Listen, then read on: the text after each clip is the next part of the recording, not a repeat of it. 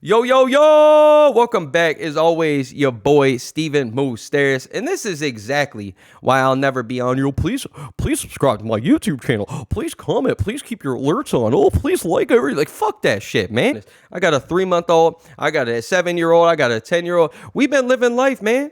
Between ballet and dance, between baseball, between my newborn, between running my own company, between traveling. We just went to Salem, Massachusetts a few weeks ago to see the witch trials. Then we were in the Dominican Republic for Punta Cana to go to a 5-star resort, living it up out here. Life's amazing, man. And did I take my stuff? I was at the Dominican Republic. I was in Punta Cana at the nice-ass resort while the White House card was on. Did I take my stuff to record? Yes. I was fully blown ready to have my reaction on there. But then everybody and their grandmama, their grandpappies, everybody in the world had to come out and be like, oh, man, I watch MMA. I know everything. Look at me. I know Poton's going to win. Look at me. Superior's 100% locked. Man, get the fuck out of here. If you guys have watched MMA at all, man, you guys would know. I personally thought it was going to be like a ball punch, an eye poke, or something that was going to lead to a no contest in the main event. But, man, there's no locks in MMA, baby. Like, tell me you have never watched MMA without telling me you've never watched MMA. Oh, we're sitting here for 2-3 weeks now talking about Herb Dean almost killing a guy in there, back of the headshot.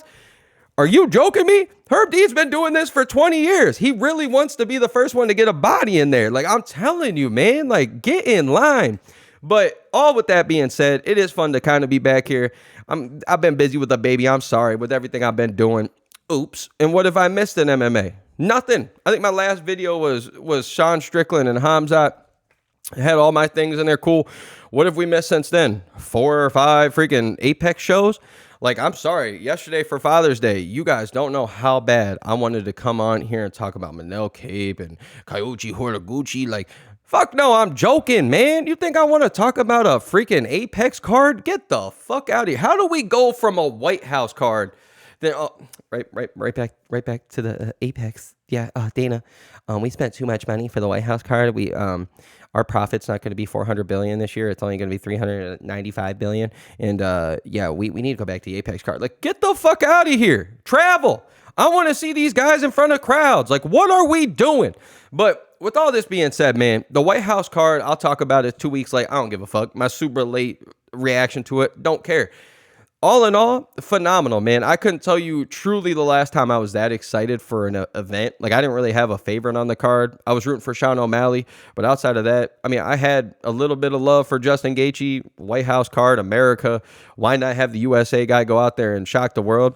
Now, disclaimer, I didn't think it was going to happen. I thought we were going to see the Superior that we saw that fought Volk, that fought Max, in and out, smart game plan. Even the guy that fought Josh Emmett, who gave Josh Emmett respect. But he goes up to Justin Gaethje with no respect. I knew once that first jab hit him in the face when he's sitting there just open palm, just standing straight in front of him, takes an uppercut, takes 15 jabs. I'm like, what the fuck is this guy doing?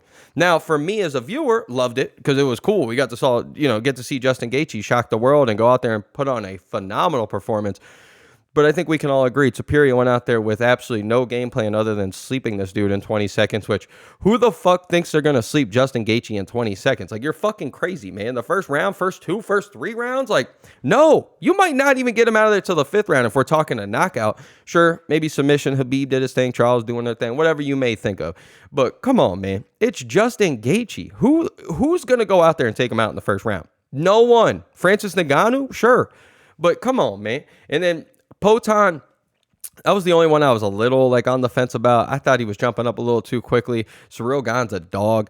I'm not shocked. I am very shocked at how the fight went. I couldn't believe that Pereira didn't throw anything all night, and I think that's more to Cyril Gane, how good he is and how wild his little style is. But all in all, what up, Penny Pine? But all in all, man, I was blown away to watch Alex Pereira look like that. Like, if you've never watched him fight before and that was your first White House card, the first card you've watched in a while, like a lot of these people that are coming out and talking and doing videos have never watched a card ever, and they want to sit there and go, oh, Poton's going to win. Whoa. But if that was your first time, man, you wouldn't even think that he's been a double champion. Like, that's just how good Cyril Gane looked that night. And sure, illegal blows, whatever you want to call them. Come on, man. It's in the flow of everything. Cyril Gane is a dirty fighter. I get it, but come on, dog. And my number one takeaway for everything, My man Max Holloway looking better than ever. He already knocked out your champion, put on a performance. Don't just come out here with that last second bullshit of that knockout. Don't forget the absolute domination that this man Max Holloway was putting on Justin Gaethje before that moment. And number two, my man John Jones is the GOAT. No argument, no whatsoever.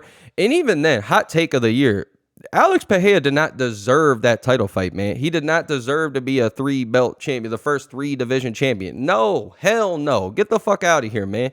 Does not deserve that. I wish you'd go back down to light heavyweight. Sure, middleweight's a little too much, but at the same time, shit, I guess I'd watch Josh Hokett fight with him. It's just crazy, though. We go from Alex Pereira, he knocks him out. Oh, my God, he's got the John Jones fight. He's got the Tom Aspinall fight. Oh, my God, he could fight Francis Ngannou.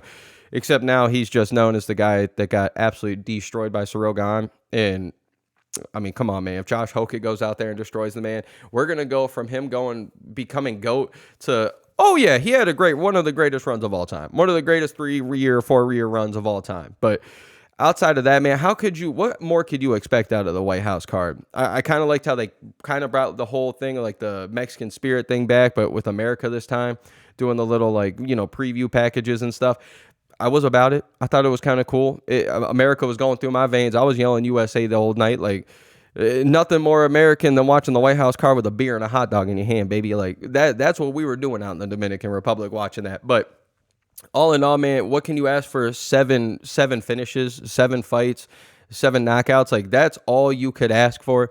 Shouts out to Diego Lopez going out doing his thing. Josh Hokett doing his thing. Derek Lewis should never fight again, ever again. I know he's the knockout king and stuff. I've never seen somebody quit in the MMA, and fighting and boxing and basketball, NFL, any sport you want to name.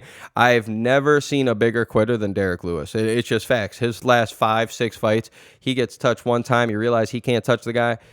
He's done with it. He's falling down like a fucking whale out of water. It's embarrassing, bro. I don't know how you're on a White House card. I don't know how you're a UFC fighter at that rate. Like, yes, I know you were a dog in your prime, but you have not done anything in the last 3 or 4 years. And I love Derek Lewis. I'm not talking shit. He would knock me out. That dude's 200 pounds heavier than me. I get it. He would sleep my shit. But we just got to be honest, man. Looked terrible at night. Fucking Michael Chandler looked terrible. You, buddy, I don't know shit about fighting or whatever you guys want to say. Sure, I'm not in there. But I don't know who in their right mind ever told Michael Chandler to go in there and just stand straight with his high guard and let Mauricio Ruvy just throw spinning heel kicks and throw nasty punches and just sit there and take them and try to just absorb. Like, who the fuck told you that shit, bro? Like, terrible game plan. Topuria, the worst game plan of all time. I'm right there with Sugar Sean O'Malley. The knockout was fucking insane. Did they call it early? I don't care. Ayman Sahabi or whatever, Ariel Helwani, whoever the hell he was fighting that night, they looked terrible. Like, I really thought the leg kicks, whatever, doing their thing. But when he tried to get back up after that knockout, and first of all, how fucking crazy is left straight, switches stances, knocks him out with the right straight. Pretty fucking nasty. I don't care. And then the salute after, a little feminine with the salutes, but still absolute fire. It's exactly what you want. All in all, great night, man. Truly. I thought it was pretty funny. Donald Trump was sleeping by the co-main event. I thought that shit was pretty hilarious. I thought it was pretty cool to see them walk out. Everything. It was just a phenomenal night. The band at first rubbed me off. I was like, it's kind of weird. I don't like it. But then they did phenomenal by the end of the night. All in all, man, what more could you ask out of a White House card? Now, I hate, as an MMA fan and more so the UFC fan, I love the exposure that this gives them. But at the same time, like, you guys keep pushing the bar so high. I don't know okay, the only other thing they could do is maybe a fight at the Coliseum. But then next, how are you going to outdo that? A fight on the moon?